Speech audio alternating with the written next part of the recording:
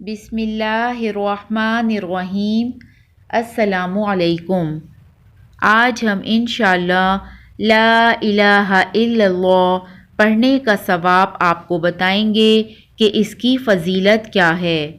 نبی کریم صلی اللہ علیہ وآلہ وسلم نے فرمایا، جس نے یہ کلمہ دن میں 100 مرتبہ پڑھا تو اسے 10 غلاموں کو آزاد کرنے کا ثواب ملے گا، اور اس کے لیے 100 نیکیاں لکھ دی جائیں گی، اور اس کی 100 برائیاں مٹا دی جائیں گی، اور اس دن وہ شیطان کے شر سے محفوظ رہے گا، اور کوئی شخص اس دن اس سے بہتر کام کرنے والا نہیں سمجھا جائے گا سوا اس کے جو اس سے زیادہ کرے۔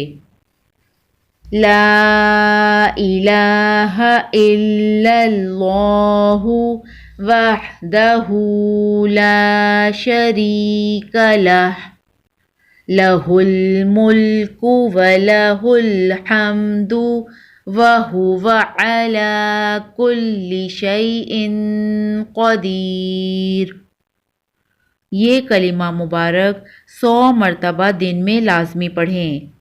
ویڈیو پسند آئے تو لائک اور شیئر ضرور کریں۔ جزاک اللہ۔